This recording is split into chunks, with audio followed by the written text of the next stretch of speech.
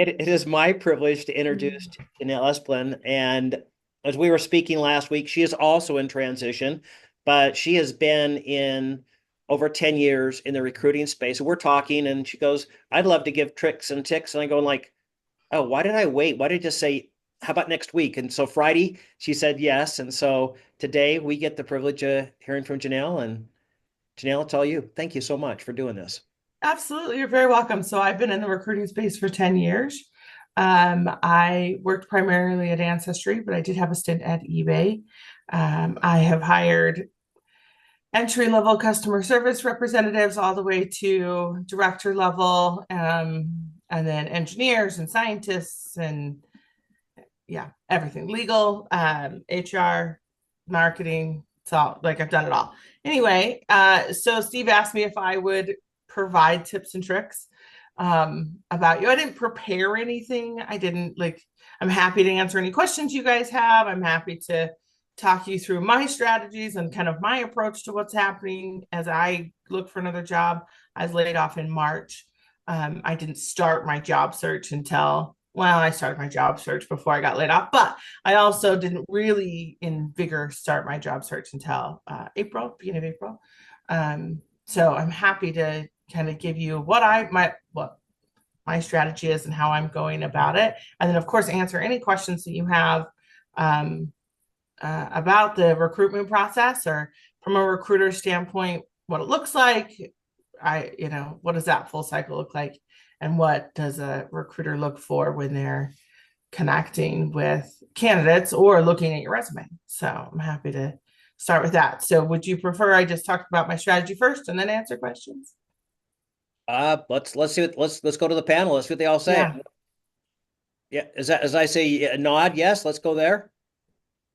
Okay. Okay. Yeah. All Okay. right. I'll start with my strategy. So, first of all, I have a spreadsheet keeping track of where I've applied for.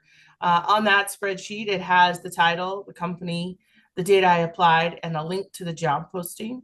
And then it also has my LinkedIn profile, my references, everything that I'm going to need for that job application so that I can quickly move through job applications and get that information.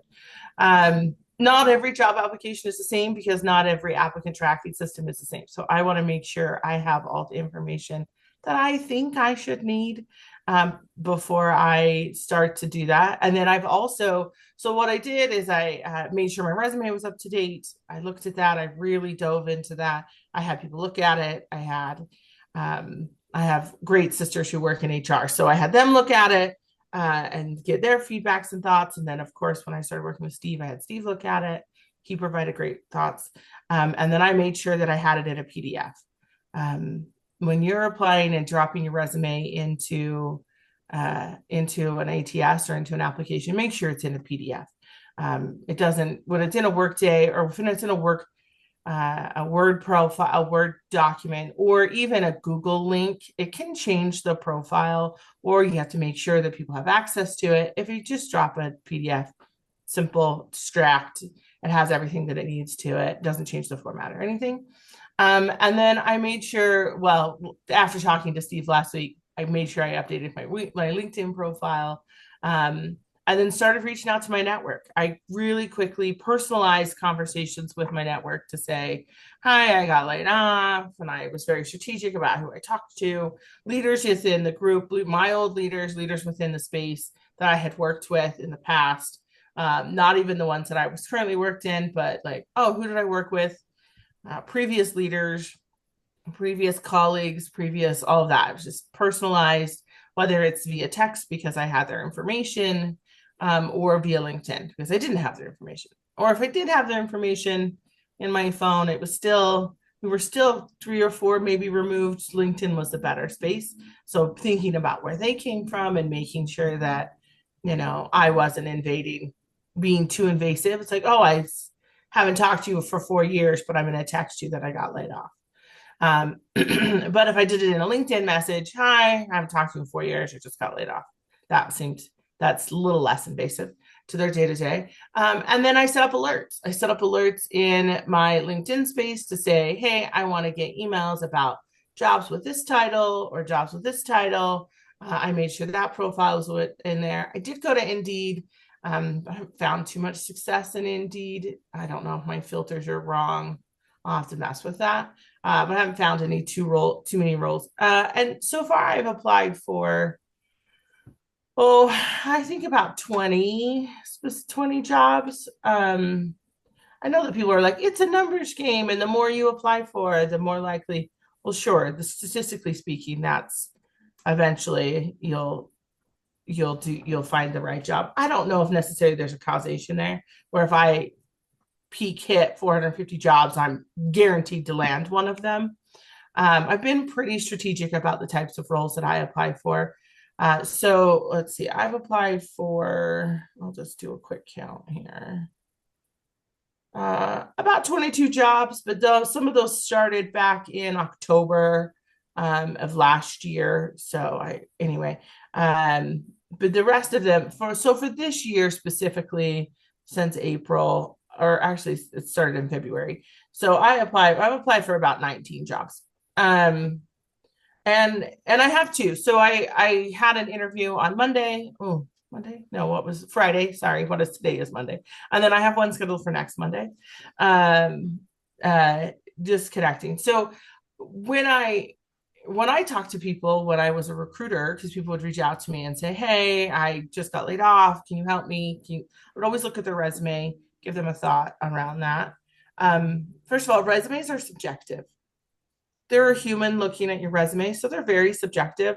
There's not a format out there that's like going to make it so it's perfect and it's going to make it great. I know that Steve has a thing to help it so the ATS will read it better and parse it into that. That's fine.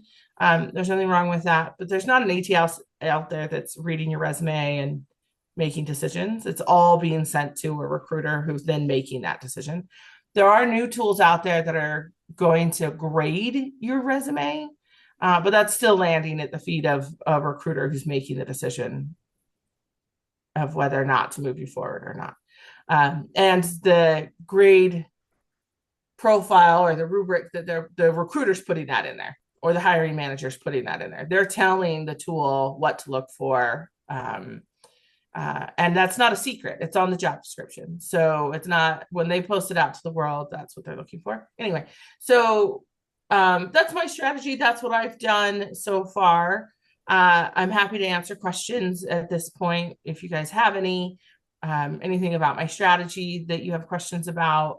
I'm very particular about how long a job's been open before when I'll apply.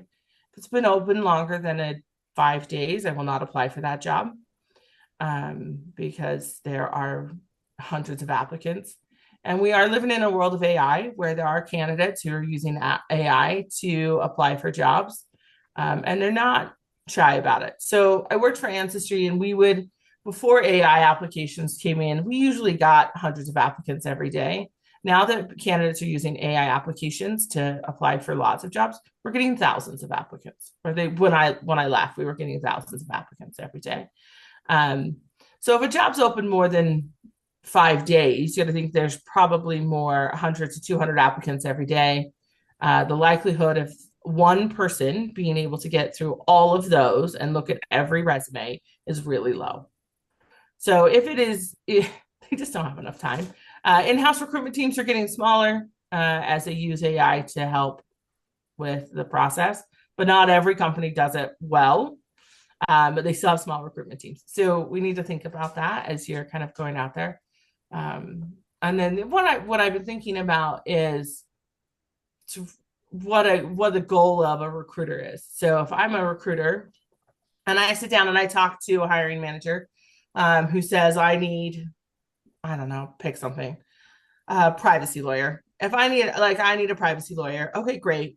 I'll sit down and I'll talk to them, and we'll talk about specific skill sets that they're looking for, specific experiences, how long have they been in the job, what type of jobs did they have, what type of specific skill sets. Is there a tool they want them to have? Is there a specific case studies they want them to have? Is there specific law school we're looking for, because it specializes in privacy law versus just general law, those types of things. And then I'll take that information, we'll write a job description, they approve it, taking that information, I'll go to market is what we call it. So I'll go to market looking for those candidates. As a recruiter, I always opened the job to see who would apply, and then I would go through those. Not every recruiter does that. Some recruiters source, they go to market and they look for people and they invite people to apply.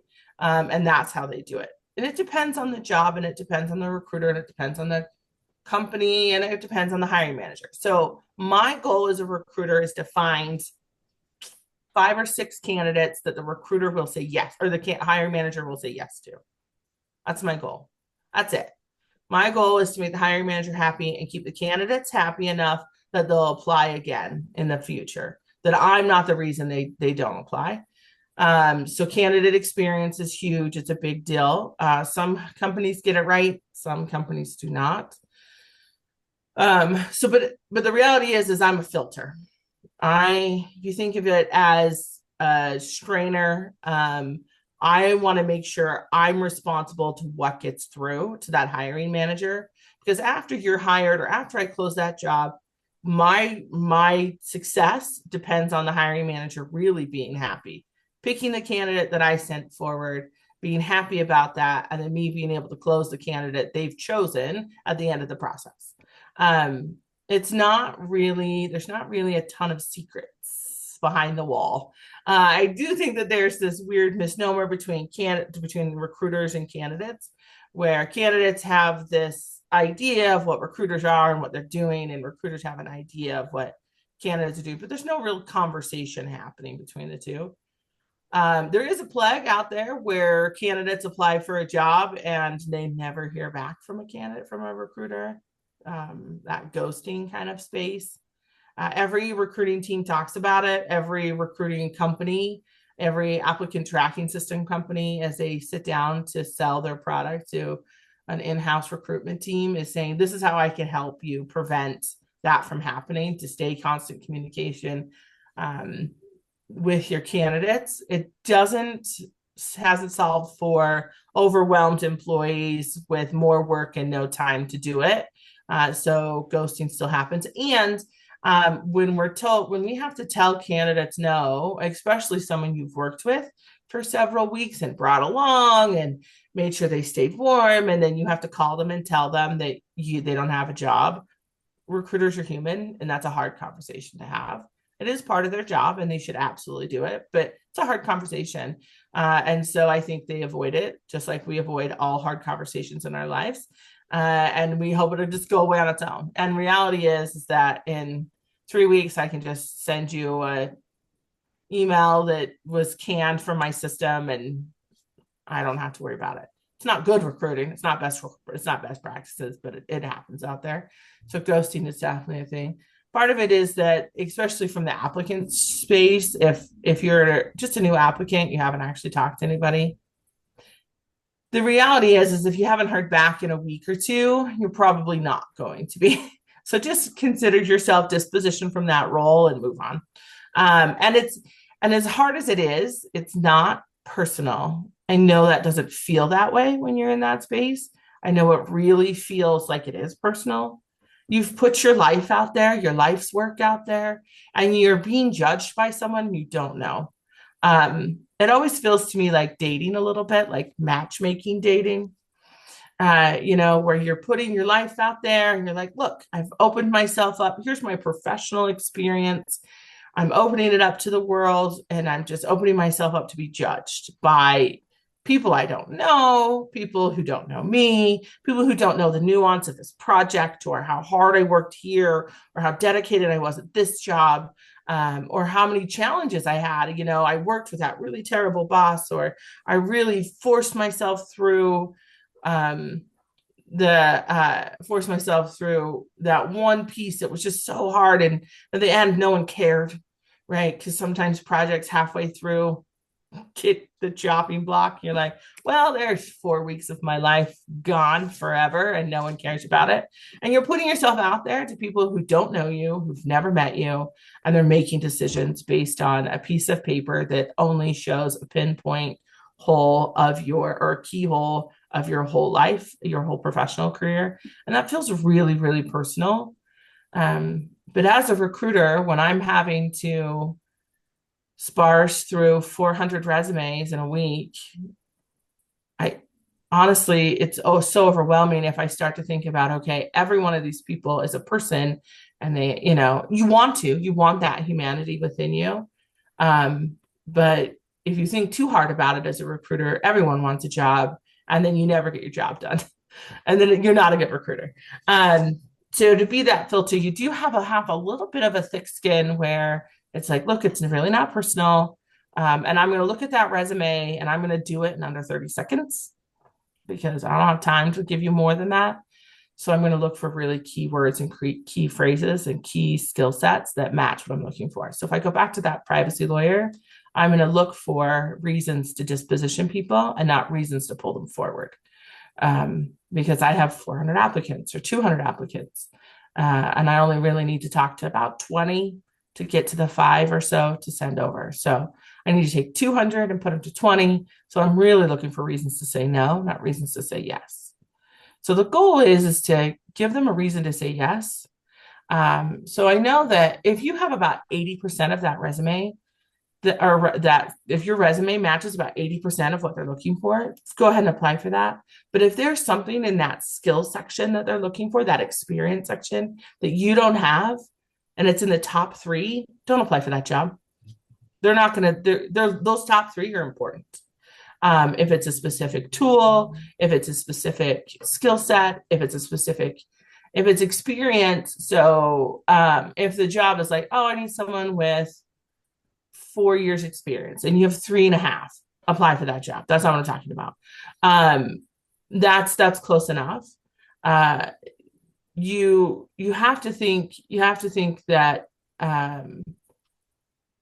the experience level is real, right? So you want to match your skill set with what they have or what they're asking for. And those skills aren't a suggestion.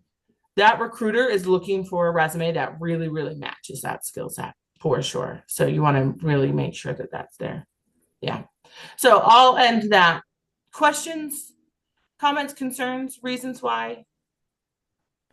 One-way video interviews. I hate one-way video interviews.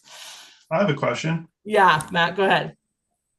How important is it to you on the recruiter side to see stats, figures, statistics in those bullet points under a job? That's a good question. It depends on the type of job, right? So if I'm hiring an HR professional, I don't care about their stats. Okay. I'm looking for a specific skill set. If I'm looking for an FP&A, someone in the financial planning and analysis, I'm looking for stats. Because that's what the hiring manager is looking for. Sure. So Great. It really does depend. So yeah, that's it. There's so much depends out there. It's like, oh, well, it depends. It depends on this. Yeah, for sure. So yeah, it depends on the role and what you're looking for. Like cover letters, if I'm applying for a storytelling role, I want a cover letter. They're going to want a cover letter. They're going to want to know how you tell your story. Most places don't want a cover letter, and don't write them one. If they don't ask for one, do not provide it. It's a waste of your time. They're not reading it. Thank you. Yeah, absolutely.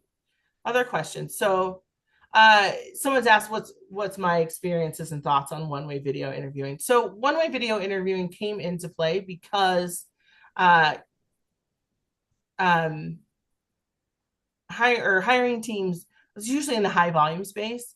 They have more applicants than they know what to do with, and this is a way for their recruitment team to filter them. So they can sit and look at video interviews or your response to those before, instead of having maybe a phone call with them. So the system is you've answered the dropout questions or the knockout questions correctly, and so they're trying to move you through the process in a quicker way. So if they have that video interview, then they can have that on there, and that helps move it forward.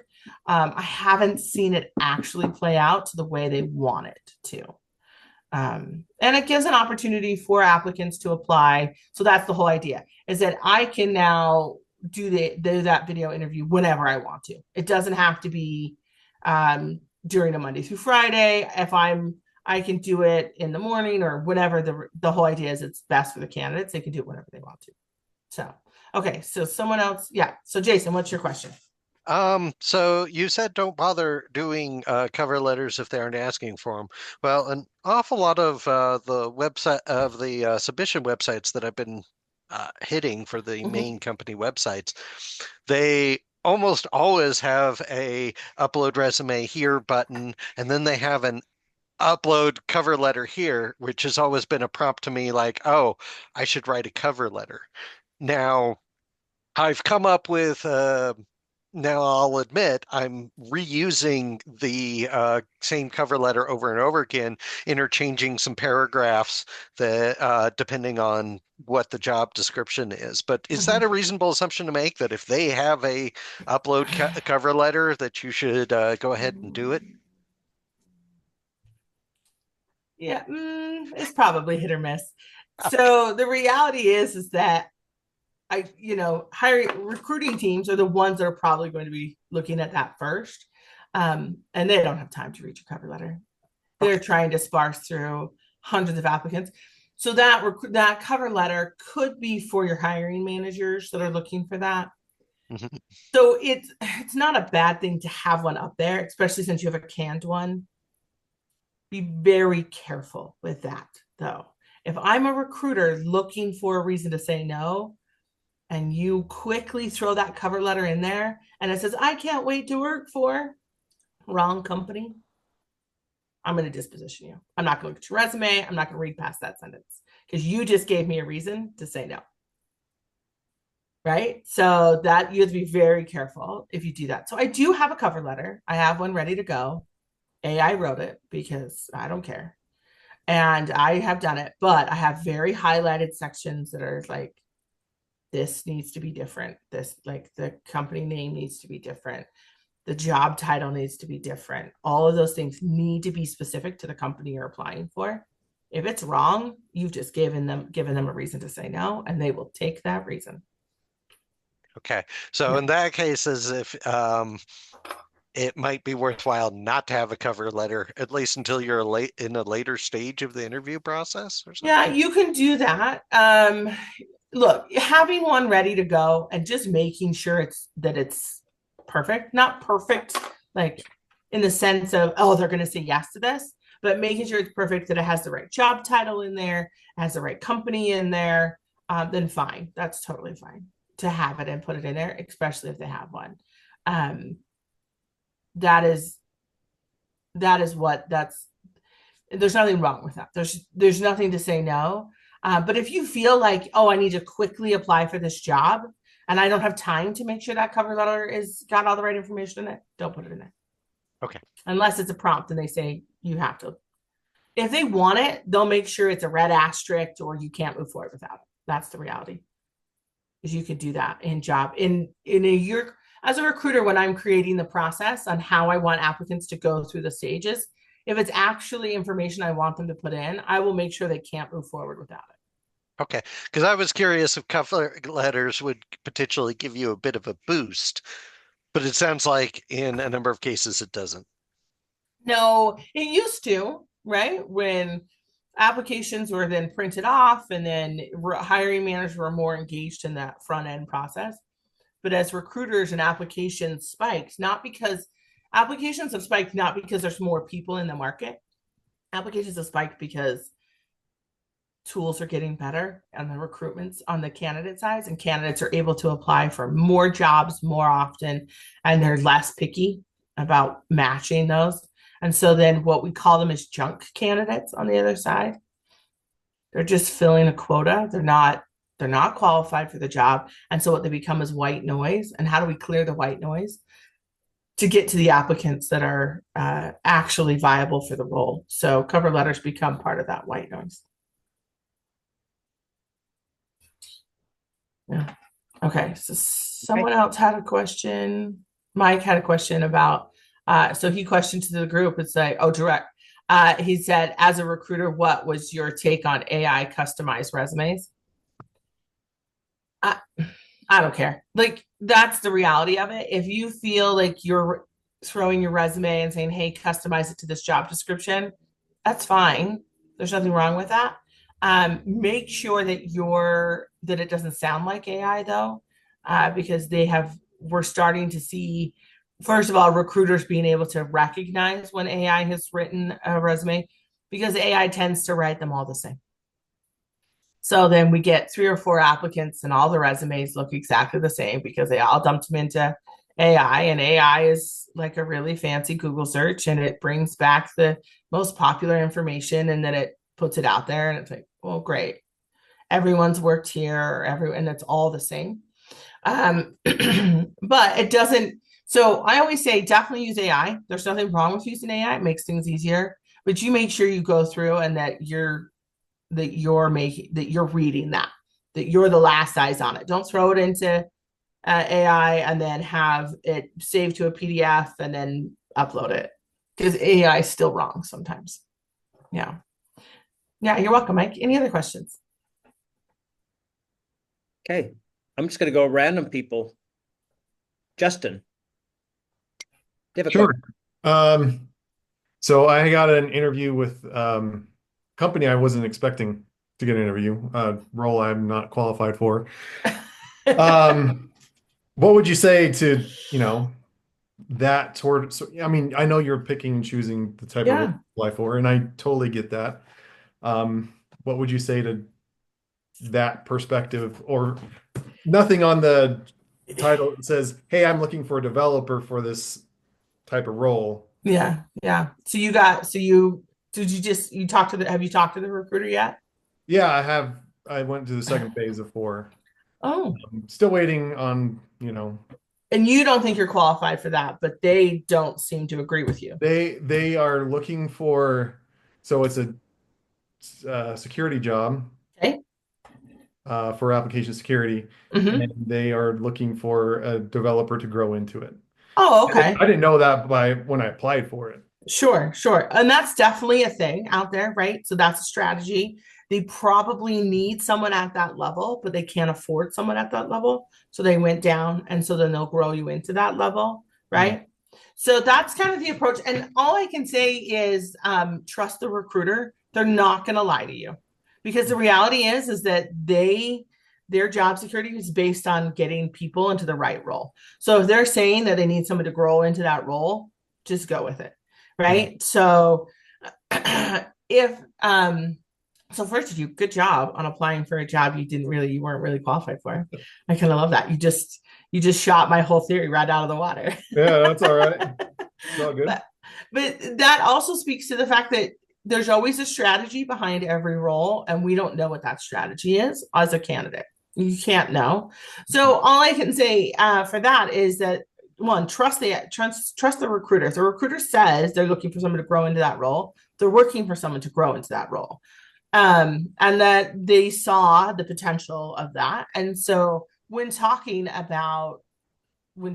interviewing, that's something that you then talk about: spaces where you've grown into roles, spaces where you've grown into projects, stretch projects that you've worked on. I was working on this project and I ended up being the leader. That's not how it really started, but because I was the leader, we were able to do this, or I was able to do this. Or thinking back, if I would do it, I would change it. I would do it this way, or this is what I learned here. Those are the kinds of things that they'll probably be looking for in that space, if I had to guess. And of course, it's just a guess. Yep. Yeah. What else was I going to ask?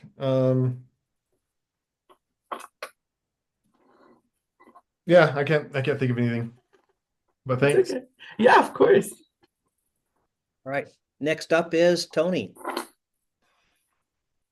Hey, Janell, I guess my question is, what's the driving force behind not posting salary ranges anymore? I'm getting burned by multiple recruiters reaching out, and if it sounds like they're getting inundated with trying to screen things, why would they not put the salary in there? Because literally I got offered a job that was 75% less than what I was currently making it. So I was like, yeah, this conversation isn't going to go well. Yeah. So, but I wasted their time and they wasted my time. So what's the trend for not posting salaries all of a sudden? Yeah, well, we want them to. Every recruiter out there wants the go ahead to post that salary. That is not something Every recruiter I've talked to is like, post a salary, and every hiring manager. So the hiring managers that I worked with that were like, don't post a salary, were afraid that they couldn't get what they wanted with the price that they had out there in the market, right? So you said they 75% lower. And it's just a lack of understanding that they think if they post a salary, they won't get enough applicants. And if they don't get enough applicants, then they won't find the candidate they want. Or they think it's okay if they come in low. I'll convince them. It's my job as the recruiter to convince them to get paid less because we're a good company to work for, or this is going to be a great role, or that mindset of everyone wants to have a job and they're lucky that we called them, which is such a misconception out there in the world. So I'm hoping to start to see more jobs posting with the resume, with the salary ranges on there. More and more states are making it required legally to post a salary. I think last time I was listening to a podcast about it, I think there's like 20 states that have put that into play. So if you're looking for a remote job, most of them will have to have that posting salary. But companies are dragging their feet. The companies are dragging their feet, and that's something that's coming from the top down. And what you can do is, as soon as you talk to that recruiter, make that be part of your questions. If they didn't bring up the salary, you bring it up. Don't be afraid of the salary, because you're right. You're wasting their time. They're wasting yours. You could be talking to other companies. You do not need to be talking to people who can't give you the salary for that, because they all have a budget out there. We live in the land of budget. So the rate, so another way they're getting away with it is they're posting really large ranges. They're posting like $75,000 a year or $75,000 a year to $250,000 a year. Right. I've seen those. Yeah, that they're not paying anywhere near 250 for that role, or 75. Like, come on, what's the real budget for this? And that's the thing. So I'm hoping to see it more often. But if you don't see it posted, but you still think the job looks good, I would have you apply. And then one of your first questions to the recruiter, as you talk to them, if you get that opportunity, to ask, hey, what's the budget on this role, or what's the salary range for this role, or what are you guys hoping to pay in this role? So a quick follow-up to that as well. So let's just say, using your example again, 75,000 to 200,000, but let's just go 75 to 100, because I mean, let's be honest, everybody knows that if it's that big, that it's garbage. But the ones that are within 10 to 20,000 of each other, if it says it depends on experience afterwards, and they're asking for 4 years or 6 years, and you've got well over 10, are you still in the position to request the upper level of that, knowing that the recruiter is trying to come in and save the company money? Yeah, that's a good question. I think that's a conversation you can have with the recruiter, right? You know your values, you go into that role. And so when you're having that conversation with the recruiter and you're like, okay, I see that it's posted here. What does depending on experience mean to you as a company? What's your company's philosophy there? Right. That's usually a really good conversation there. Because honestly, if they can get you with 10 years of experience in a 4-year experience role for a little bit less, that's a great for them. That's a win for the company. That's a win for the recruiter, but it's not really a win for you.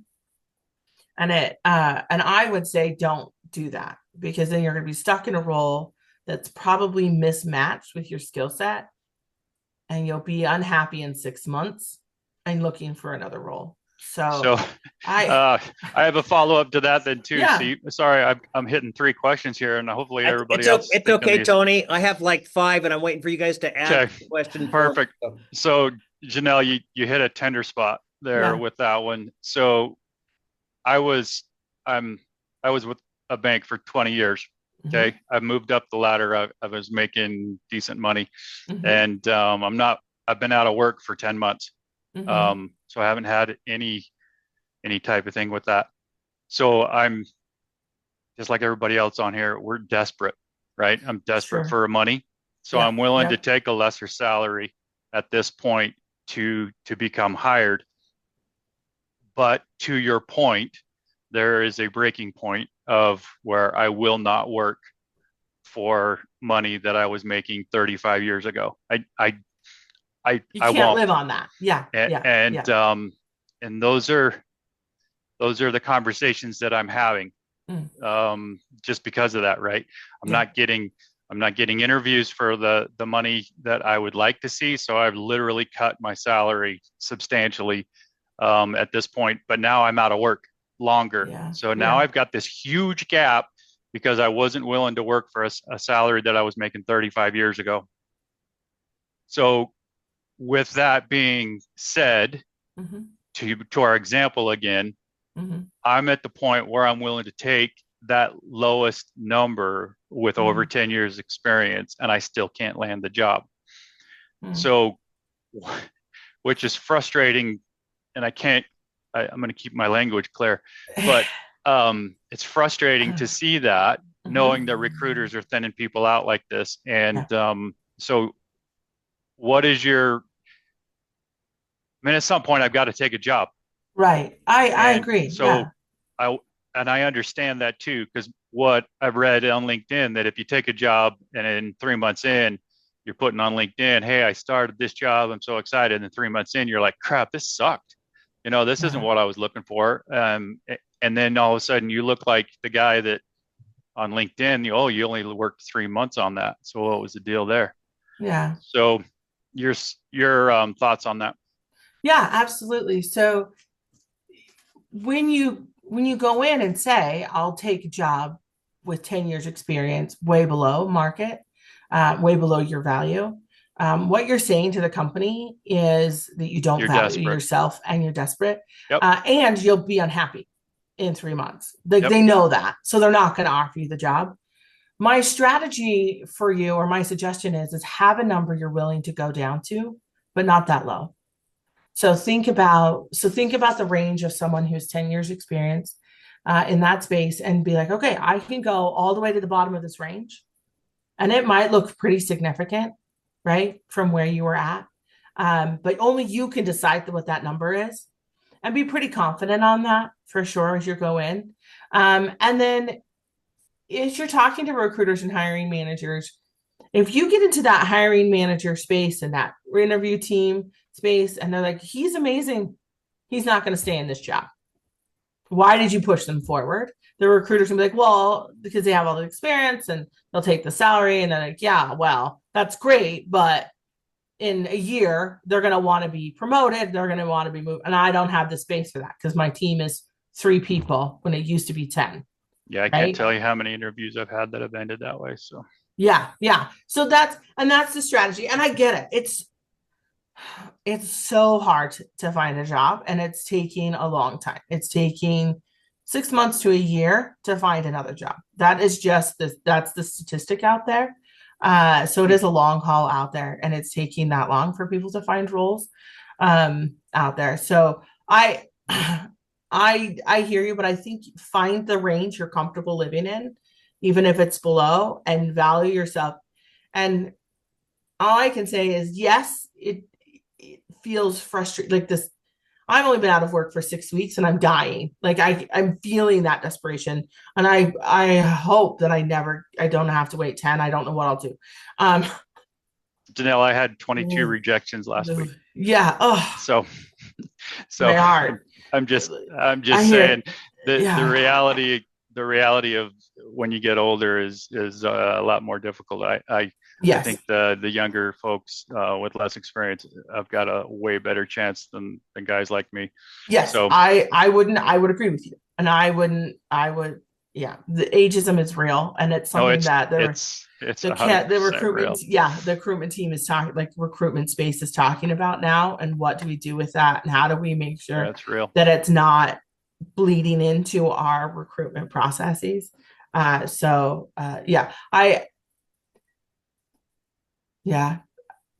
mean, I can't decide for you what that looks like. I can just explain, what it looks like on the inside. Yeah, and that seems I like appreciate experiences. Yeah, appreciate totally. I mean, in fact, Steve, this is part of the job team, right? This is what we do. This is what we enjoy about this. This is where we're honest, I mean, yeah. And I have to say, not everybody is Tony.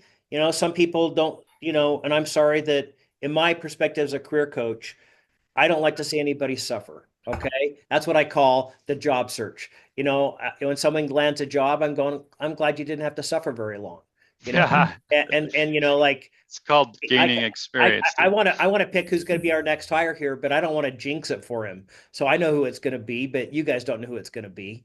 And and then out of the blue, someone goes like, "Oh yeah, I just landed a job," and I go like, "Where'd it come from?" And for those who were here last week, that was the most unheard of thing to ever do. So if you haven't watched that, go watch last week's video. It was like, you got to be kidding. I talk about the N word, which is networking, and it was networking with strangers. So yeah. No, it was good. Yeah. That was a good one.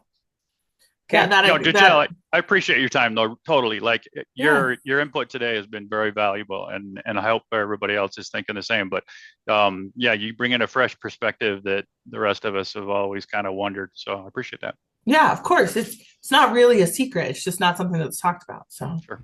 Thank you. You're very welcome. Someone asked if you should dye your hair because it's very white. No, I don't think you should. I don't think you should dye your hair.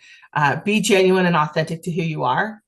Because people who are young have white hair and people who are old have dyed hair. Be mindful of the dates you put on your resume. Make sure that your resume only covers the last 10 years of experience. And if they ask for a difference, then dive into that. And then when you're putting your education, just put that you got the degree. You don't need to put the year you got the degree if it's a while ago. I know that some applications will ask for that year. Doesn't have an asterisk by it. It'll let you move past without it. Don't put it in there. You don't need to be showcasing that off, because it can go the other way too. If you've only been outside of your education for 2 years, though you have 5 years experience, that could have a negative effect on you as well. So I always say, don't. Just say you graduated and this is what you've got. And if you just have a high school diploma, you don't put anything. Just leave that blank. So I'm glad people instant tech, not group chat, because I can't see them. So I'm glad you're reading those. Yeah, of course. Yeah, it's good, but it's good information. So yeah, absolutely. Next up is Carol. Yeah, Carol, what can I answer for you? Yeah, but if we've worked in the marketplace we've worked a long time. Mm-hmm. 10 years doesn't show hardly any experience. True. You can say that it doesn't, but once you get into, unless you're applying for a VP or higher level, it doesn't matter, unfortunately. But you can showcase that experience in different ways on your resume. Through skills or specific projects. You can do a skills-based resume and not an experience-based resume. 10 years for me was a one job too. I worked for one company 10 years. So there's ways to break it up where you can show you have lots of experience. So you want to do a skills-based resume. Skills-based resume is specifically geared towards the skills you've pulled in. And then at the bottom, it's just the bullet point. There's no bullet points under your jobs. It's just I was this for this. That's it. So they don't actually have, and then a little synopsis of what you did under that role. Everything else is around the skills that you have and all of that. And so you can do a skills-based resume instead of that. So I get it. You can go 12 or 15 years. But honestly, 10 is all you need on a resume. No one asks for more than 10 years. My next question is, we were told like a year and a half ago, that the ATM, whatever, the tracking systems could not read a PDF. They can now? Yeah, so they can sparse your resume now from a PDF, and that's all they're doing is they're just taking the information and putting it into the boxes, auto-filling it. So, okay, cool, because I'd rather do that than a Word document that can get... I'll start doing that. Thank you so much. Those were my questions. Yeah, great questions. As we know, has been targeting Chicago and other sanctuary cities. Next up is funding. He's providing local law enforcement with legal services. One quick sec. What do you think about that? What does that mean for your community? Okay. And where's Chris? There he is. Here I am. Oh, by the way, All right. here's an HR professional to a, kind of almost in the same, almost in some companies, kind of almost in the same office down the hall, maybe, if there was such a thing. Everybody's probably remote now, but Yeah, I worked Depends. really closely with HR, so absolutely. So, Janelle, I do have a couple questions. Mhm. I was under the impression that ATS does weed out resumes. You're saying that they don't? They don't. So what a recruiter can do is they can build in knockout questions. Okay. And then that's just an if-then statement built into the recruitment to the tool. So if the candidate says yes to this question, move them forward. If they say no, then send them this auto and disposition them. But they're really basic questions. So the questions you kind of answer at the beginning, they do need to be yes, no. If they're open box questions, the ATS is not reading those. I haven't seen an ATS that can read that yet. So they're not. What they can do, and what the new thing is that they can provide a grade to your resume, but it's really based on the things that the recruiter puts into the system. Yeah, I was under the impression that the ATS was filtering it, but it sounds like there's tools, but the recruiter needs to do that. Yeah, And then Carol, okay. And Carol hit the PDF questions. I didn't know that as well, so that's good to know. And then now with you looking for the last 6 weeks, are you going to stay in recruiting? Do you want to get out of recruiting? Stay in recruiting? Oh yeah, staying in recruiting. I love recruiting. That's my jam. My passion, my love, my hobby. I love it. I talk it all day. So for sure. So do you feel like, obviously you've done it for so long, is it like frustrating that you haven't landed anything yet because you know the game, or you just know that it's gonna take, you said 6 months to a year? I mean, do you know what I'm saying? So you have a lot of the inside information. So is that helpful right now, or is that frustrating because you know all the inside info? Yeah, good question. I'm not frustrated that I haven't landed something. I was for a second. Someone I was working with who got laid off the same time I did already landed something, and I was like, "What? How is that possible?" And then I found out that they were in the interview process before they got laid off, and so they were already. I was like, "Oh, okay, that makes me feel better." It takes 6 weeks to probably go through the interview process. So think about that, right? So if I'm interviewing somebody, if I'm doing it, it usually takes me 45 days to fill a role. And that is from posting the job to getting everyone through the process and an offer out to the candidate and it returned. So if I think about that, I'm fine, right? Like I because of where I'm at in the process, I'm pretty much probably not, unless a company moves really fast, I'm probably not. The soonest I can land a job is June. Gotcha. So that's the reality, right? And then also I know that more jobs are coming because I'm looking at how many recruitment jobs are being posted. So there's a lot of recruitment jobs posted. I'm actually quite surprised that in the level that I'm looking for, that there's this many jobs that I've been able to apply for. Last year, when I was looking to leave my company, I didn't, because there weren't any recruitment jobs available out there in the market.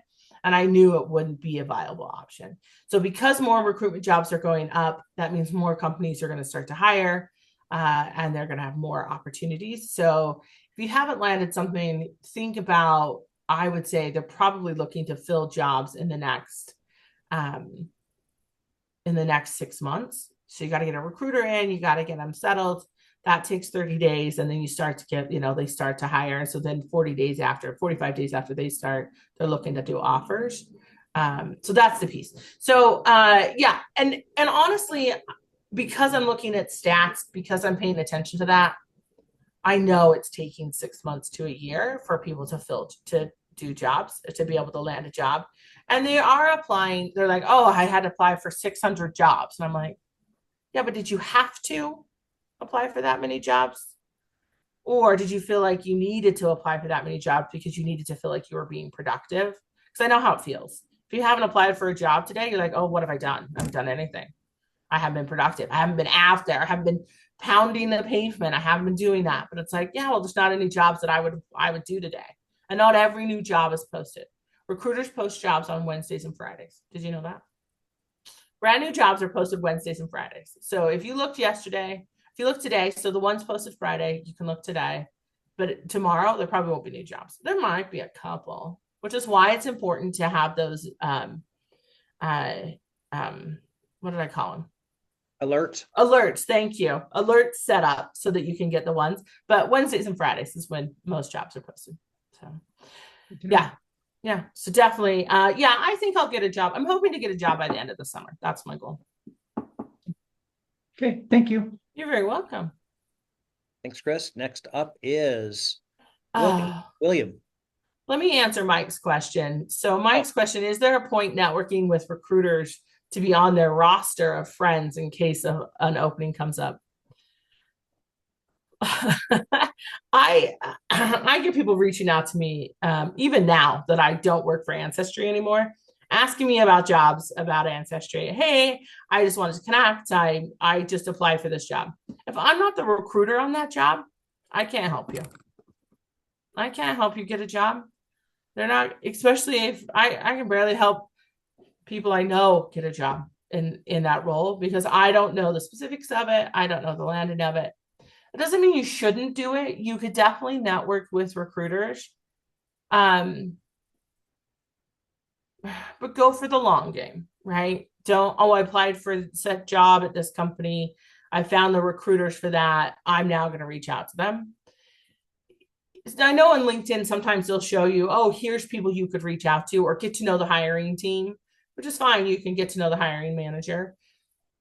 But the reality is the hiring manager is probably not on LinkedIn as much as the recruiter is. And I'm not saying it's not going to work. There's a case of it working last week where someone just networked with a lot, but they put in a lot of work and they networked with a lot of people before that happened. I never once was able to get someone a job who networked with me specifically. I did hire someone who networked with the recruiter that I used to have on my team, who then they send them forward and they applied for the job and I interviewed and I was hiring a contractor. So their experience happened to line up with, I only interviewed them because the recruiter I knew who worked for me sent them forward. So cold reaching out to a recruiter, you're just adding to their white noise. I'm not saying don't do it, but don't expect a lot out of it.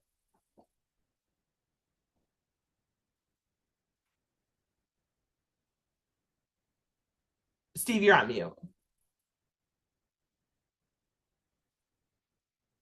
Next up is William. All right, William, what's the question? So I am attempting to transition as I'm applying from, I've done retail management for about 20 years now, and I'm trying to transition to something else. I haven't quite landed on what that is so far. Okay. So when you were talking about, as a recruiter, your job is to narrow it down, weed people out, try to get rid of the junk candidates and what, so to speak.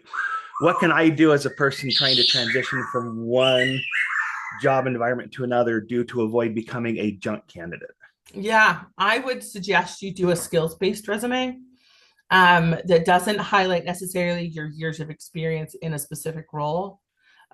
So you've been in retail management, have you managed people, right?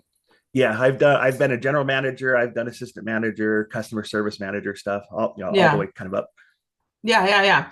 So I would highlight in those roles, I would highlight the non-retail transition, like universal experiences, right? So think about the roles that you've done, what you've done in each of those roles that is universal across all companies, right? Managing people, specific leading projects, program managers, like managing programs within the company. Those are the things I would focus on. And make sure with you specifically, you're going to want to make sure that the verbiage that you use matches the verbiage within the job description because you are transitioning. It's going to be a little bit more work because you're going to have to match the language because it's not automatically matching because you're changing genres, right? As I apply for recruitment jobs, all the verbiage is the same. What I did to what I want to do, because I'm not transitioning, it's all the same. So I don't necessarily need to match my resume job description, but for you, you're going to have to put in the extra work and say, okay, what language are they using around team management? What language are they using around program management? What language are they using that now doesn't sound the same because it's different words, but it's exactly the same? And then make sure your resume matches that. And that'll show you as not a junk candidate, but a viable candidate. Yeah, that's really helpful. Are you talking about for William is more of a functional resume? Is that what same thing? Yeah, a little more functionality. Yeah, functional resume for sure. So a traditional resume usually has your information at the top, then a couple of skill set that are specific to that type of job, and then your experience. And your experience is company, title, years there, or years in title, months in title, whatever, and then a list of things you did under that title. In a skills-based resume, your skill section is going to be much bigger. It's going to have everything that you've done throughout your career kind of in there in that specific skill set. And then under the job titles, you're going to still have company, job title, years in title, and then you're going to have maybe 2 bullet points under there instead of 3 or 4. And the bullet points are going to be very generic. Managed a team of 7. Conducted weekly one-on-ones or created schedules, whatever. Just doesn't matter, because my focus as a recruiter is going to be in your skill section, and that's where you want my focus to be. So it's all about where you want that recruiter to focus. You want your recruiter to focus on your experience because it's like for me, and most HR roles are like for like. I'm going to have mine's going to be experience based. Look at all the recruiting experience I've had. Look at all blah, blah, blah, and I'm going to wax eloquently about how great I am, which please do. Make sure you're waxing eloquently about how great you are. That's a key piece.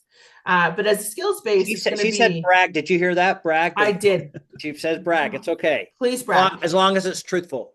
Yeah, as long as it's truthful. In a skills-based resume, instead of saying, look at me with this job title and all the stuff I did under this job title, I'm going to say, look at all the stuff that I've done. And it doesn't matter that I haven't had this same job title, because I have all the skills you're looking for. William, that's the difference. I have one of those resumes for you, so I've got a nice layout for you to look at to help you. Oh, nice. I'll send anybody else who needs that. Yeah. Perfect. Well, and then you covered my second question, so that's all I had.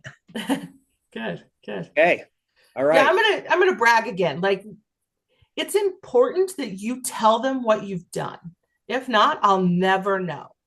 It's not someone's not going to tell me. It's not going to, like, if you don't tell me, I don't know. Carol, that whole 10 years of experience, if I get you on the phone and you don't tell me that you have 15 or 30 years, I'm not going to know.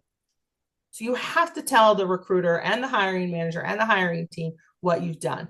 The trick is to sound confident, not too important, self-important. So you have to think about, look, I've done this. This is what I've done. I'm not going to apologize for it. Like, it's that, but it's not like, oh my gosh, I've done so many things. Just let me tell you how important I am. That's the difference. It's the straightforward, I've done this. I have all this experience. I'm worth this. I have the experience you're looking for. That's what we're looking for. All right. Next up is Roger. Hi. Hi, Janell. Hi. I missed your first 15 minutes of your talk, so I have to go back and listen to it. But I have over 30 years of experience in IT. My resume is over 4 pages long. With everything. And I like what you're coming up with as a skill set resume to kind of break that down. And I think that what I'm finding out is with all my experience, people are shying away from interviewing me because of that experience and my age. Do you guys weed that out as a recruiter? No, not specifically, but my goal, my job as a recruiter is to make sure you say yes at the end, right? At the end of the process. I need to find people who will say yes at the end. And if I'm looking at your resume and I have a job that I'm looking for 5 years experience or 10 years experience, and it says 30, I'm probably not going to be able to pay you enough. You're not going to be happy in the job. Maybe the role's too low in the hierarchy of roles. So your likelihood of you're not going to say yes. So I'm going to say no now. I'm going to save you time and me time and say no at the beginning. It's my job. My job is to say, they're not going to say yes at the end. I'm going to say no now. So Roger, for you, 30 years in IT is great, except for IT looks very different. Oh yeah. Today, from when I started to today, Mhm. yeah, it's way different. So then I would focus your resume specifically on the last 5 years. You can put that you were in IT for 30 years, but if I'm hiring someone in IT, I need to know that you know and can support the company now in the remote space and all the other things. And so that's where I would focus your resume and your experience on. And your 4-page resume needs to be 2. One of the things that I'm realizing, because my skill sets over the last 10 years when I worked for Dell is not really in that much of a demand out there. Right. Okay. Mm-hmm. So I'm retooling Yeah. and learning something else. Great. Totally different from everything I've done in the past. Mm-hmm. Is that a good thing? And do the recruiters look at that as someone that's coming out with something new? Yes, absolutely. I'm not sure. I would put that on your LinkedIn profile, right? Anytime you finish something in that space, make sure you're putting it on your LinkedIn profile, because I'm going to check that, especially in an IT space. I want to make sure that you're up to date in that, because and especially in a technology company, they're going to make sure that that's up to date, right? Because I don't want I can't have someone on my IT team who doesn't know the latest updated IT stuff. Like, I can't have my engineers going to the IT team and then telling them how to fix their stuff. Like, that's nope, I can't have that. I need my IT team to be able to hold their own against my high-end engineers who are going to say, my computer's not working and this is why, right? So absolutely focus on that. And I would definitely be looking for someone who has the most up-to-date information on there. And you can list, I would stick to 10 years, and then anything that you have gained over that 10 years, and then any new skills that you're gaining. And then I would, in interviews, when you get to that point, highlight how you've continued to take on that new technologies that comes out. How does Roger take in new information and make sure that he's up to date every day when it comes to new technology as new technology comes out? Because I've been around before the internet was out there. Yeah. So I've seen it all come about in transaction. Yeah. So, and I realized about 6 weeks ago that I really need to retool. Yeah. And learn something that's more in the marketplace right now. So. Yeah. And I would probably, if I'm talking to you, right, those are probably some of the questions that I'm asking. My questions are going to be more towards what's new, how you're getting that, and how have you worked in that, or how are you like, those are my questions. So then I can then turn to my manager and say, okay, this person is up to date. I think they have the skills. Okay. Sounds good. Yeah. Perfect. Thank you. Yeah. You're very welcome. Right. Next up is Brad. I missed most of your things. I was late joining, but so apologies if you already answered this question. So many of the jobs I'm applying for, within a few hours of it being posted, there's 300, 500 applicants. Within a couple of days, there's 2,000 or 3,000. How do I stand out among that many people and be one of the handful that the recruiter actually reaches out to? And yeah. So a couple of things that you can do is that you can. I said this earlier. Recruiters are looking for reasons to say no. Think about that, right? If I have 500 applicants, hopefully they've turned off that. They've just unposted the job because they have too many applicants. I mean, that's what I would do, because I don't need more people to say no to. But how do you make sure that you get to the top of the pile, right? That's an important piece. is making sure that your resume is clear, it's easy to read, and that I don't have to hunt for the information. And what I mean by hunting for the information, if I'm looking for someone with 5 years of experience in, I don't know, IT, right? At specific companies or in a specific role, make sure that's top of the list. And I've asked them for that because it's on my job description, my job posting that I put out there. I'm looking for that match for match. But if I have to dig through your resume to find it, I'm never going to. And the reality is a lot of ATS or applicant tracking systems are first in, so last in, top of pile. So think about it as actual paper stacking on top of each other. So that can be frustrating, and they could be like, okay, you try for recruiters to really get them to go through every resume every day, but recruitment teams are getting smaller and smaller. They don't have time to doing all of that. Networking is going to be a big piece of it. If you can get your resume pulled to the top of the pile because you know somebody, because you've reached out to a hiring manager or you know somebody who works there, they can pull that to the top of the pile. That's a great way to do it. Second thing to do is to make sure your resume is readable. I'm not digging through 5 pages to find that I'm not. If it doesn't say it in the first 2, I'm out. I've dispositioned you, I've moved on because I only have 30 seconds. I hope that answers your question. There's not really some magical format that's gonna be like, oh, they're just gonna pull me to the top of the pile. There's really not that out there yet. I'm hoping one day that it gets there, and then we can all figure out how it works, and then we can all be able to do that. But the thing is everyone else will be able to do that. Then all 3,000 people will do the same thing, and exactly. We're back to where we are now. We are back to where we are now. Yeah.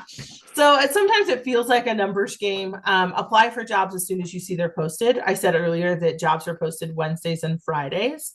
So those would be the days that you need to set off time to be able to definitely be applying for jobs on those days. And that will give you the top of the pile. If a job's been open 5 days longer, don't apply for that job. And in LinkedIn, when it says 100 people have clicked on apply, it just means 100 people clicked on apply. That doesn't mean 100 people have applied for that job. Just be aware of that. Because I've seen that I'm like, there's no way there's not 100 people looking for a job like that. So I've had a few interviews where they've said they've had like 2,300 applicants or more than 3,000 resumes they're sifting through, and yeah. Unfortunately, a bunch of those are just garbage applications, and that's been the solve for recruiting in the last 18 months is how do we filter through the junk candidates to find the ones that are viable, the ones who are not using AI to apply for every job that has director in the title or every job that has, and it doesn't make any sense and it doesn't apply, and it's not like, people who are applying for jobs who shouldn't. And so then it's bogging down our recruiters, and our recruiters are not getting through all the resumes that they should be. And so there are tools on the other side that will hopefully pull their filtering tools. So they hopefully will pull good applicants through the junk, through the noise, to the top of the pile. But they're only as good as the technology is. And they're only as good as the filters placed on top of them. Thank you. Next up is Gail. Hi, Gail. Hi, Janelle. Love your Bear Lake sweatshirt, by the way. Thank you. Very cute. Thank you. Hey, I have a question about utilizing a recruiting company. So, the minute you put open to work, you get a ton, right? Yeah. Like a Robert Half or something like that. So how does a company utilize that? Do they immediately just we don't need a recruiter, we've got all of these other applicants? Or do you find that the recruiter that you're working with already has the contacts with the companies within, your area that you're looking at, and they're able to get you in, kind of get that resume to the top of the pile? Here's my favorite word. Well, that depends. Okay. So most in-house recruitment teams will not use a secondary recruitment. There's two levels they use those for. High-end levels, VPs, directors, executive searches, or high volume, entry level, where I've got to have 50 people in 3 weeks. So I'm not saying that you couldn't benefit from that. Absolutely. Because there's always a company out there where it's an HR person of one, and they've asked them to recruit for people like for 30 roles. And they're like, I'm one person. I can't recruit for 30 roles. I can't do that. I'm going to need some help. And they're like, okay, well, let's reach out to some companies and they can help and they'll be able to do that. So it's not, I wouldn't say no, don't do it. But I would be mindful of that. So where recruiting agencies really get their money from is they usually get a percentage from your yearly salary. Mm-hmm. So they're definitely going to focus on candidates who are going to bring in a 6-figure yearly salary. And those are the ones they're going to place first, because that's 25% of that salary is what they're bringing into the office. So that's what they're bringing into the company, and that's what their job is. That's what their goal is. So the higher salaried earners are going to get the higher priority. I would say meet with one, talk to them. If you're talking, and especially if there is one that is specific to your type of work. So I know that there are staffing agencies that work specifically in the medical field, nurses and things like that. So if there's something specific that you do, like I do know that there's like legal placement, like so they're very niche. If you can find one that's niche to what you do, then they can place you, because that's what they're working with companies, and those companies are trusted and they trust them, and it's over time. But ask them, how long have you worked with this company? How long have you been staffing this type of thing? What's your success rate? You're interviewing them. You're putting your career in their hands. Mm-hmm. You make sure that they're going to do the work for you. But if you get the feeling that they're not, just do yourself.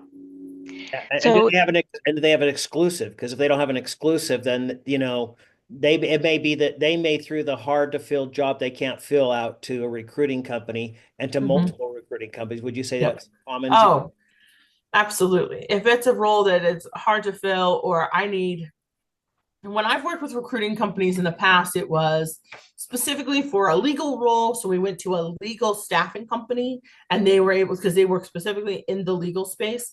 And then in the high volume space where I worked with Kelly Services, and I had them pull in. I needed 35 people or 100 people in a week or two, and they were able to do that. So yeah. So a niche for sure.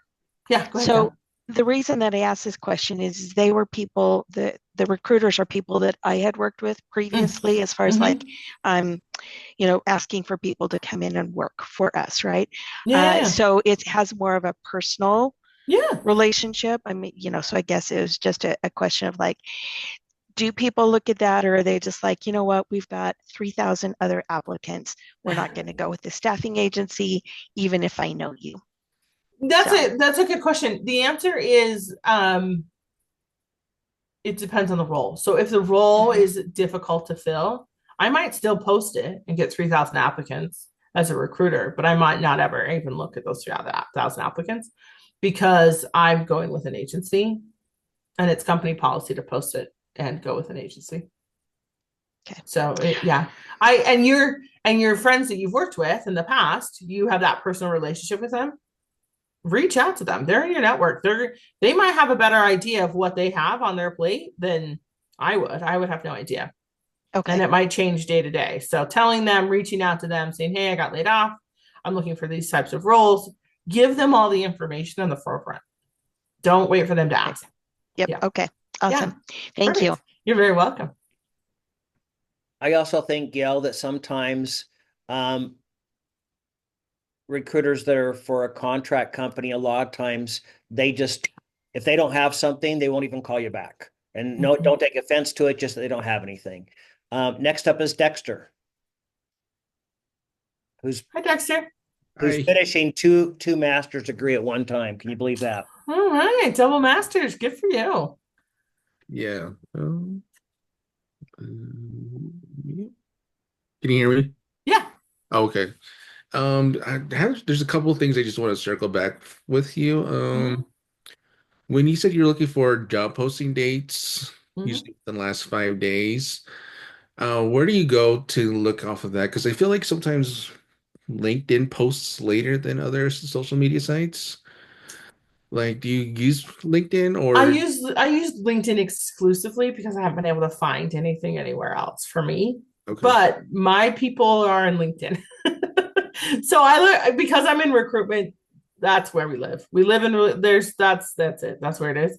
Okay. You need to find where your people, like where are your people hanging out? Because that's where the job postings will be the most prevalent and most accurate. Because as a recruiter, I post where I can find it, or it's automatic. So a lot of ATSs are integrated with LinkedIn, or they're integrated with job descriptions or job posting companies, or other companies will scrape your website. What I found the least accurate is Google. If you just search into Google, postings are old, they're not there anymore. And then the other thing I would do is make sure you're going into the company's career site. If you click apply and it doesn't take you to the company's career page, find the company's career page, click into that company career page and make sure your application's going there. And then if you don't get that thank you for applying email, you didn't actually apply.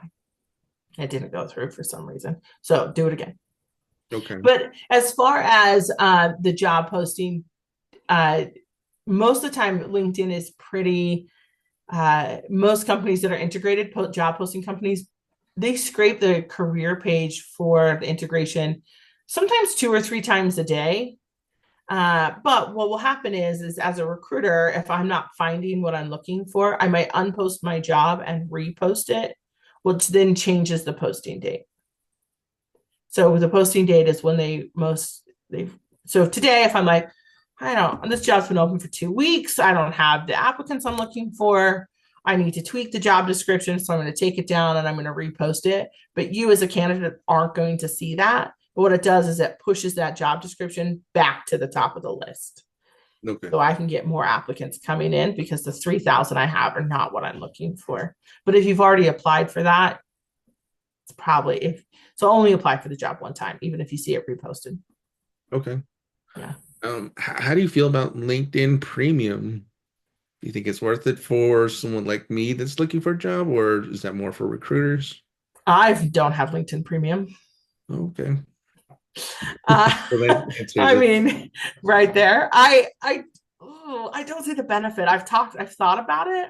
Maybe I'll do the 30-day trial and I'll report back to see what that does. But it just sounds to me like a money grab from LinkedIn to get your money. They need to have a way to get money too. And companies pay them. Oh, they're so expensive. Anyway, companies pay them to connect to use their, because they are the largest database of candidates. But they're not the largest database of every candidate. So if you're looking for like HR, or you're looking for, like, I probably should get premium anyway. I just haven't done it yet.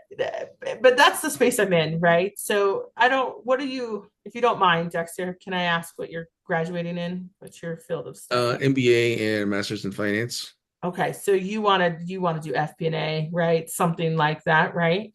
Yeah, I don't know if LinkedIn's your space. Sure, you should have your LinkedIn profile and it should be up to date because recruiters are going to check that, but you're not going to catch the eye of your hiring manager on there. So I wouldn't get premium. That's a waste of time for you. But find the space where FP&A, where do your people hang out? Where's their online? Where do they geek out about numbers and making sure everything's right and you're using the right spreadsheet? Do you follow like Anaplan? Are you following those spaces, the tools? That's what you need to be doing. So what are the FP&A tools that are out there, and are you following those tools? And then is there like a Reddit page where that's where you should be networking, is where your FP&A people hang out. And sometimes that's in person. I don't know. I used to recruit for genealogists and they were not on LinkedIn at all. So I had to go out. I had to leave my house and I had to go out and find them and talk to them and do that. So finding that is your space, whatever that looks like for you. I think that's what you do. So no, don't get LinkedIn Premium. That's not going to help you. And Janelle, have you ever used Handshake, which he has access to since he's Handshake is education specific, so it's just for the educational. So universities use Handshake; they're the only ones who use Handshake. Those are really for interns. Okay. So if you're looking for an internship, great. If not, companies don't have Handshake unless they're doing internships, because it's not worth the money if I'm looking for 15 engineers and one FP&A person. Like, if I have an intern program, then yes, I will have Handshake. But I've never recruited specifically off of Handshake for an FTE role, a full-time employment role. Okay. I think that's pretty much it. I was sending out a lot of applications just to anybody, and I was trying to get some for just interviewing practices. But a couple have fell through and be like, hey, let's follow up. And it's not really something I'm looking for. That's something that you should let your recruiter know that you're not really interested at the first round, or yeah, if you withdraw your application, if you're not interested in, if you're getting, after you talk to a recruiter, if you get that second round and you're not interested in the role, it doesn't do you any good to move forward. Because if you move forward and they choose you and they keep choosing you and they extend an offer, but you don't really want to work there, you've wasted all this time. And that's not, and the FP&A space is not big enough to do that in. Everyone knows everybody in that space. So it's definitely not a good idea. So I used to recruit for our FP&A team at Ancestry. So if you need some introduction to, let me know. Not that they would be hiring, but I'm still happy to help get you connected to that space. But yeah, I would just withdraw your application, and you just do that just in an email. You can just be like, thank you for the opportunity. I'm not looking forward to move. I'm no longer interested in this position. They're not going to take it personal. You don't need to take it personal. They'll withdraw your application. Sometimes you can go into the system and withdraw your application. Don't worry about hurting the recruiter's feelings. They're not worried about hurting yours. So if you're no longer wanting to move forward in that application, or the salary's not right, or the location's not right, or the company's not right, just tell them. You can even shoot them an email. Hey, I'm no longer interested in this position. And that's it. That's all you have to say. And they're like, great. I will go back to market and find someone else. Or that's one person I don't have to disposition. Or we love it when, just as much as you love transparency from us, we love transparency from you as well. Right. So. Okay. Yeah. All right, great. That's all I had. Yeah, great. Okay. Last is Jason. Hello, Janell. Nice to meet you. Nice to meet you. You just said that the recruiter doesn't care about our feelings. Weren't you just saying that didn't you say earlier these hard conversations you didn't want to do? Yeah, I did. I did say that. So I'm talking about in that last round where I have to call 3 people and tell them no, and to call 1 person and tell them yes. Yes. So that way I've built a relationship with you. I've talked to you. I've guided you through the process. We've connected. We've emailed back and forth. That's different. That's different. When I have to call and tell you no, so say, hey, Jason, thanks for spending all this time with me. Thanks for wanting to work here. It's been really great.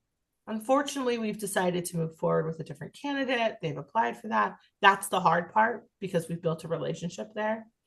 And you want them to call you. That's an indication that that company cares about you. So that's definitely a beneficial thing. But that's the space I'm talking about. Anywhere I was being a little facetious there. And I'm fine with that. I liked the challenge. I liked the facetiousness. I am someone who also is facetious, so I totally get that. But but that's what I'm talking about.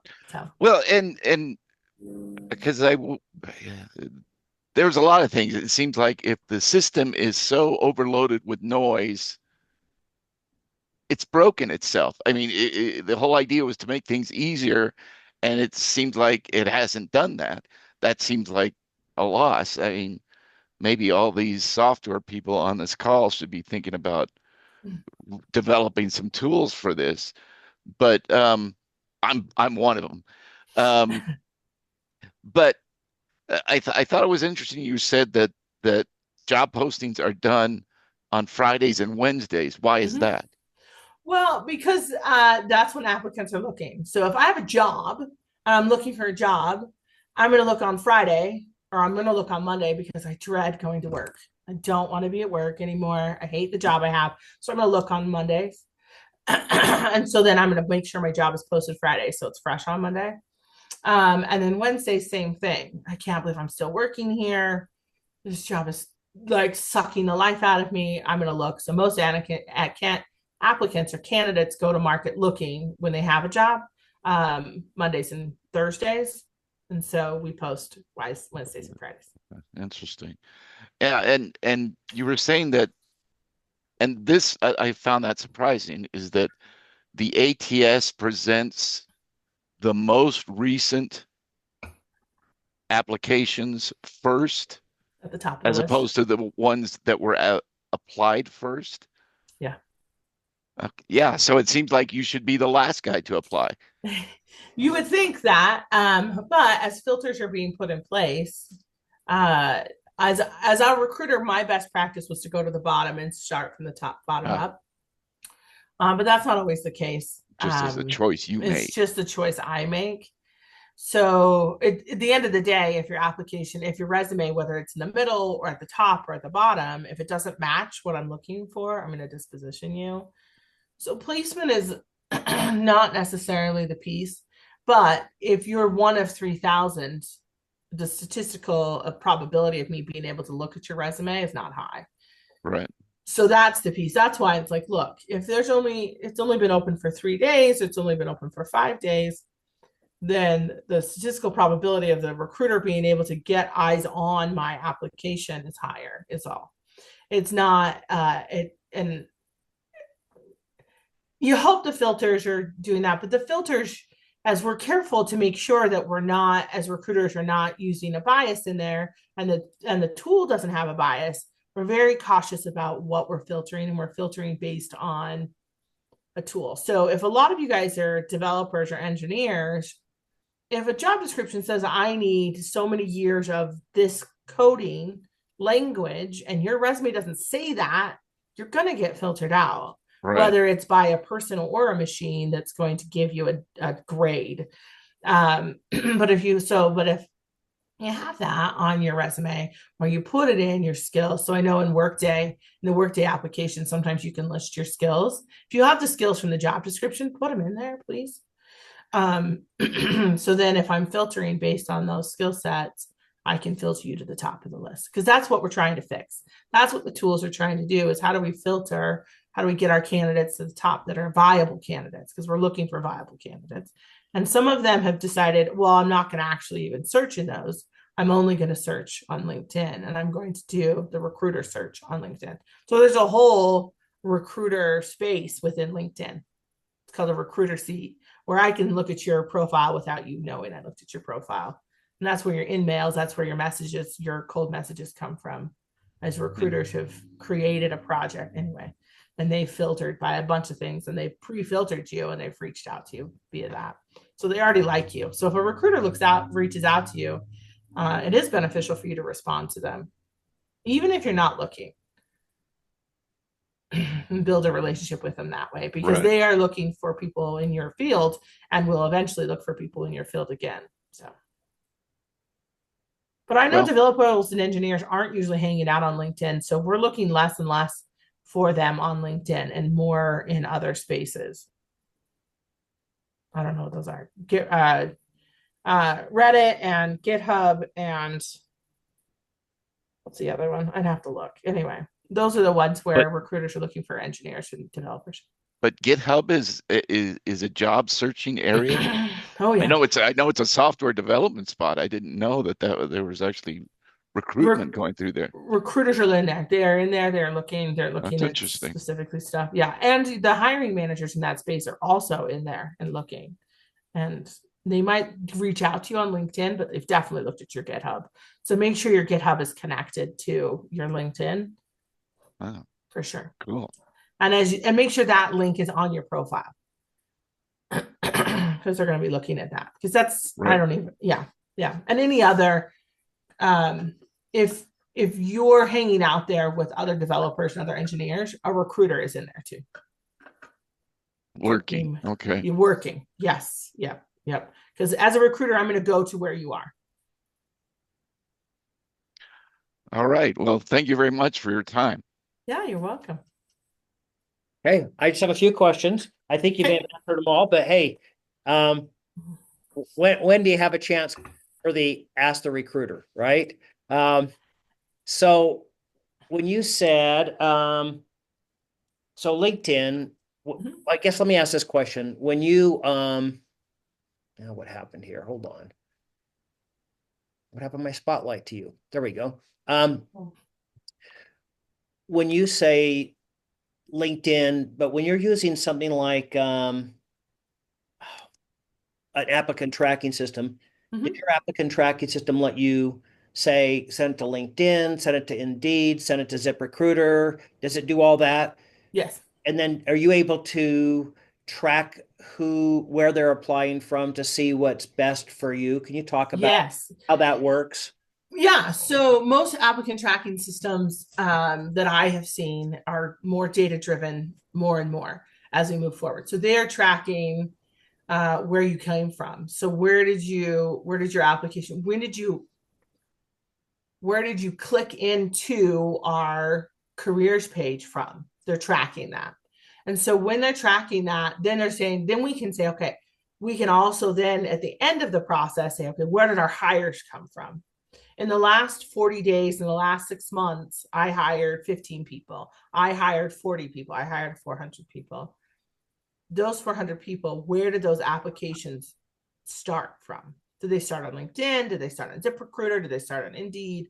And then now as a recruiter, I can say, okay, I need to make sure that I'm applying or that my job is posted here because historically I found applicants in that space. They came from that space. And so, yeah, I can... when I was working in the Workday ATS, I can see all of that on a regular basis, not only as a company-wide, but per requisition. So requisition is a job posting. So per requisition, I can see where the candidates came from, how many, and where they came from. So absolutely. So that data is there. So was LinkedIn your biggest? It was our biggest one. Yeah, it was our biggest one, followed by Indeed. And then followed by direct career page. And when I say biggest one, I mean 45% came from LinkedIn. Okay. Career fairs. One person here attended a virtual one yesterday and got an interview, or last week got one, and there's a couple career fairs coming up. There's one tomorrow in Ogden. There's one, a statewide one. What do you think about career fairs? Any suggestions for people if they go to them? Yes, if you go to a career fair, one, have several companies you're interested in talking to. Most career fairs will have companies that are going to be there. And have your 30-second pitch ready to go, right?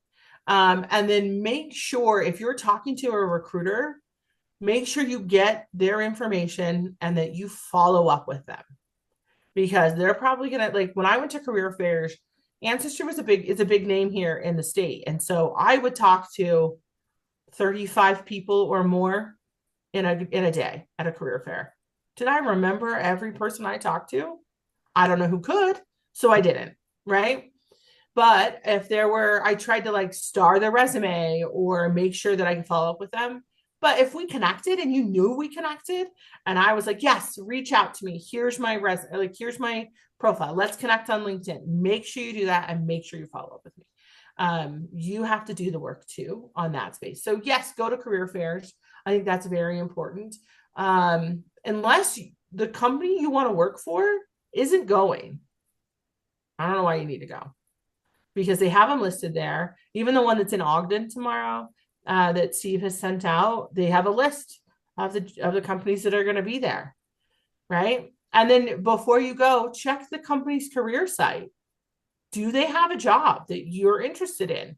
Don't just go and hope the recruiter is going to eventually find you a job at their company. They're not going to. That's not their job. They're not going to. But if there's a job that you've already applied for, and they're like, oh, I like your resume. Oh, you applied. Okay, great. Let's connect. Then you've applied for the job. your conversation with them is going to pull you to the top of the pile, and you've already have a follow-up to connect with them. That's going to double down your opportunity to get that phone screen with them. And then they're going to be in their office. They're going to be able to focus in and look at your resume and really be focused in on you, but you already have a leg up because you've already made a connection with them. It's all about personal connections. Perfect. Thank you for telling everybody that. Yeah, you're welcome. Other question too.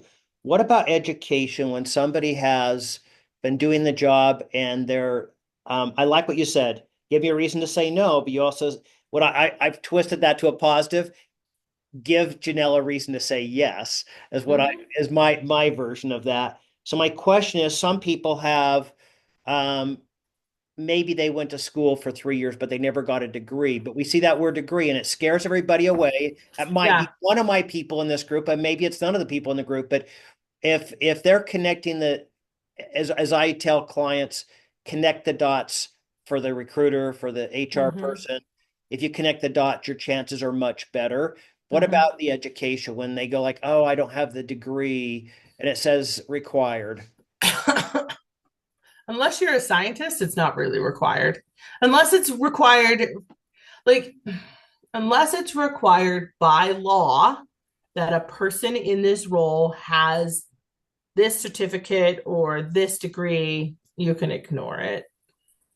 They just use it as a filter, right? So if you'll see, it usually says bachelor's degree in HR or equivalent years of experience or an equivalent field. They're just trying to put in a filter.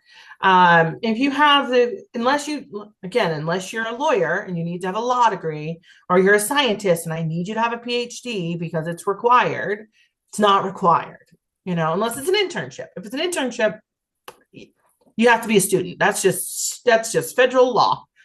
You're going to be in an internship in the United States, you have to be a student going to school. Other than that, it's not required. I know they say it's required.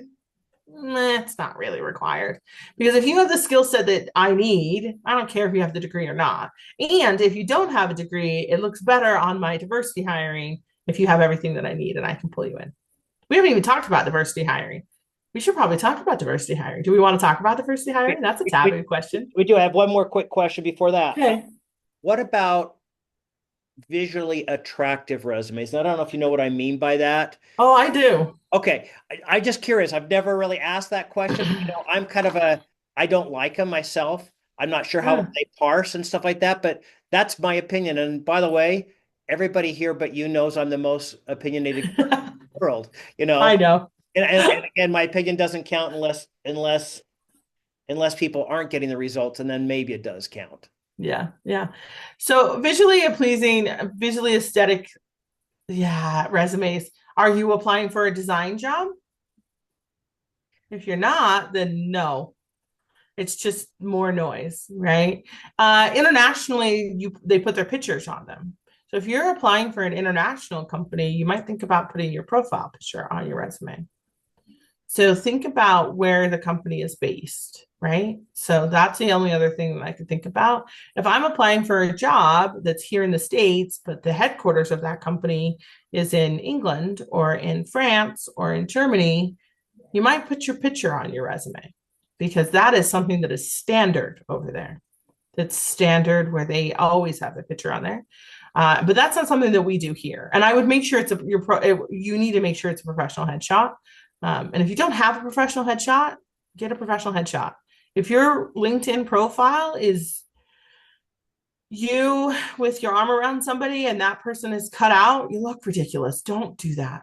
If you're going to have your picture on LinkedIn, make sure it's professional headshot. And I'm not saying go to a studio and have a professional headshot. Put on a suit and tie or a nice top and stand next to a blank wall and have someone in your household take a picture with your phone and make sure it looks nice, and then just upload it. It doesn't have to be like amazingly professional. It just needs to look professional. It doesn't need to be studio quality. Perfect. Yeah. Diversity hiring. Sure. I didn't know we'd go there. We could totally go there. Diversity hiring is a lot. People are talking about that a lot. It's a hot topic right now, and recruitment teams are talking about that. But I want us to be very mindful and very much aware that recruitment teams are tasked to diversify their candidate pools, not to hire diverse candidates. There's a difference there, right? So it's a very different thing.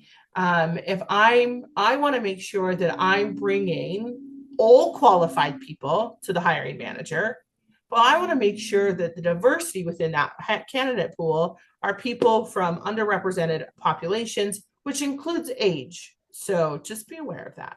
I know we're all sitting, I know I look young and beautiful, but I'm older than you think I am. And it's something that we as recruitment teams talk about. How can we diversify our candidate pools so that we can get diverse candidates in front of hiring managers so they can make the best decision? And the decision is always based, hopefully, on skill set and experience, not on the diversity piece. But if you only ever see someone who looks like you, we're going to hire someone who looks like us, because the natural human response is, I like them because they're like me. And I don't know why I like them. That's not a conscious thought, but it's like, oh, we both like soccer. Gail says, I love your bare leg sweatshirt. I automatically like Gail a little bit better. Not because I know anything about Gail. I don't know anything about Gail. She could be terrible at her job or amazing at her job. I don't know. But because she complimented me on this hoodie, now I think, oh, she must have been to Bear Lake. I wonder if she has a hoodie like this. And now we have something to talk about. Which is why if you're getting asked kind of personal questions in our interview, that's a red flag. If they're asking you about what you like to do on the weekends, or if you're married, or if, all of those things that's they're not looking for you for your skill set. They're looking for someone they can connect with. And that's not a company you really want to work for. Just FYI, that's a huge red flag. But that's the conversations that the recruitment teams are having about diversity, is how can I diversify the top of my funnel? How can I make sure that I'm posting my jobs where underrepresented individuals can find those jobs and apply for those jobs? That doesn't mean that's who I'll pick at the end, but I'm going to invite them in to the top of the funnel so that they can apply for the job, so they can be a part of the conversation. But they still have to have the skill set. They still have to have the years of experience. They're not getting filtered to the top of the pile. That's not something you filter by at all. So it's not even an option. We're still filtering by skills and experience. So, but it always seems to be a misnomer out there that are like, oh, diversify hiring. People are going to only hire people that are from underrepresented populations. And that's just not how it goes. Okay, you picked one more question. Yeah. In the application, it has the part about your gender and your. Did you choose to answer this? You don't. I did talk to, so both Janell and I belong to SHRM, the Society for Human Resource Management. So I've asked some people at my table for my chapter meeting, but I want to know because I have a lot of people like, I don't want to do that. But tell them what your opinion is when you see that they did or didn't do that. Oh, I don't see it as a recruiter. You don't ever get that information. So that information is used for data, right? At the back end. It's usually all anonymized. So I don't know who put what. It's not tied to a name or anything. But someone might ask, how many female applicants did we have on this role? And if you don't fill that out, I have no idea. But that's usually on the back end. That's not during the recruitment processes at all. I never know who filled out what, nor do I care. I don't have time. Recruiters do not have time to care about whether or not you filled that out information or not, or even what somebody else in the world does with that information within the team. So in the company I worked for, we had someone who was the director of DE&I, and that's who used that information. She used that information to make sure that we were really being a diversified company, that we weren't hiring what we call cookie cutter, right? That we were really thinking about diversity and diversity of thought, diversity of experience. How can we really bring people in that can do that? Because if I'm trying to solve a hard problem and everyone that I work with on my team looks and thinks and has the same experience as I do, how am I ever supposed to get a new idea in the building? Because they're all going to just agree with me because we've all had the same experiences. And there's no one that says, well, at my one company, I did this. Or when I was here, we did this. Or at this university, under this university professor, we actually talked about this. bringing in that diversity of thought is what we're looking for. So those diversity, you can fill them out if you want to, or you don't have to. It's not going to affect your application or your application process. And they'll just ask you again and once you onboard, so they can keep track of the diversity of their applicants, right? So how many women do we have? How many men? Who wants this? When it comes to benefits, when it comes to all kinds of things, making sure that the employees are taken care of. So perfect. I'm going to have everybody tell you thank you, a big thank you.